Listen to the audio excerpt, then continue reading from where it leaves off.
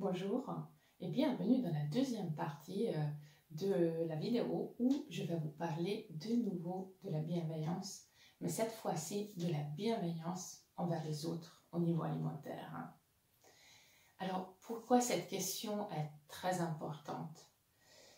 Je pense que c'est très importante parce que dans mon travail, je rencontre toute la journée des gens qui ont quelques soucis au niveau alimentaire. Alors, ça peut être des soucis divers et variés, mais il y a quand même quelque chose qui revient toujours sur la table, et c'est notamment le regard des autres. Comment on peut se respecter et manger comme cela nous convient quand il y a d'autres personnes qui jugent ce que nous faisons ou qui émettent des avis divers et variés dessus. Alors, encore une fois, dans mon travail, dans le profilage alimentaire, nous partons du principe que chaque personne est différente, chaque histoire, chaque situation, chaque métabolisme est différent et donc il n'y a pas une seule bonne façon de manger. Ça, je pense que c'est quelque chose qu'il faut toujours garder en tête parce que ce qui nous fait juger les autres, ce qui nous fait donner des conseils pour les autres, c'est que nous pensons que ce que nous croyons ou ce qui nous convient, c'est quelque chose qui va convenir à tout le monde. Or, c'est loin d'être le cas. Donc aujourd'hui, je vais vous parler de la bienveillance au niveau alimentaire que vous pouvez témoigner envers votre famille, envers votre proche, parce que plus on sera nombreux à le pratiquer, moins il y aura de la haine dans le monde au niveau alimentaire, moins il y aura des conflits qui se passent par la table ou par les affrontements sur les réseaux sociaux pour savoir comment il faut manger. Il n'y a pas un régime qui peut être parfait pour tout le monde. Donc du coup, si on accepte ce fait-là, on peut être beaucoup plus tolérant et bienveillant envers les autres.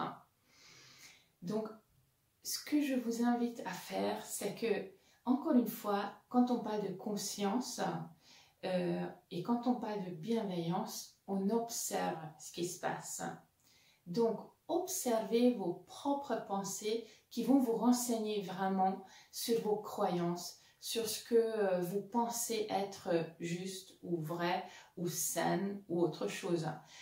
Bien entendu, pas de jugement sur vous-même, pas de critique sur vous-même.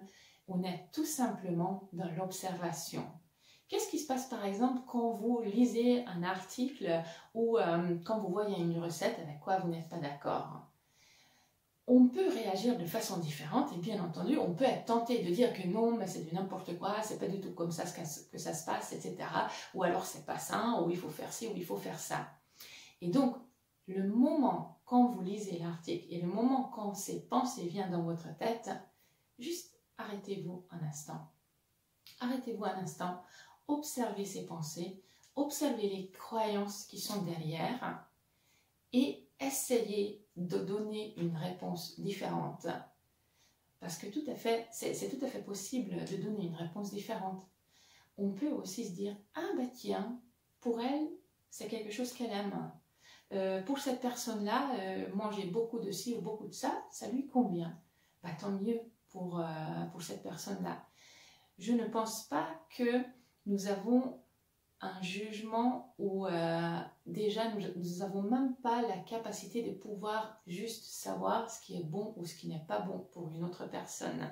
Déjà, si nous arrivons à savoir ce qui est bon pour nous, je considère ça comme quelque chose d'extrêmement importante et c'est une avancée très très bien, mais comme on ne vit pas dans le corps des autres, bah forcément on ne peut pas savoir ce qui est bon pour eux.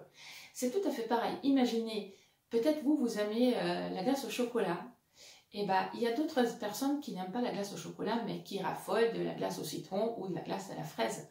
On ne va pas les priver de la glace à la fraise juste parce que nous les aimons pas. Bah, c'est pareil pour tout. Ça peut être le cru, ça peut être le paleo, ça peut être la viande, ça peut être je ne sais pas quoi, peu importe, mais c'est exactement la même histoire.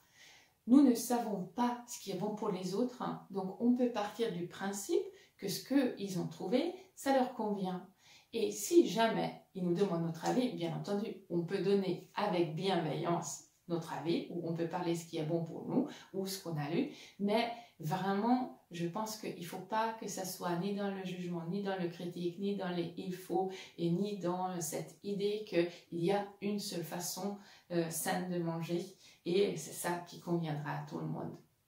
Donc, manger le bonheur, c'est pas seulement un acte au niveau individuel, c'est aussi un acte au niveau collectif. Et donc, si vous pouvez participer à ce que tout le monde puisse manger le bonheur en témoignant de la bienveillance et de la tolérance, surtout sur les réseaux sociaux envers tout le monde, je pense que le monde s'en portera que mieux. Alors n'oubliez pas, mangez le bonheur, pas seulement pour vous, mais aussi pour les autres.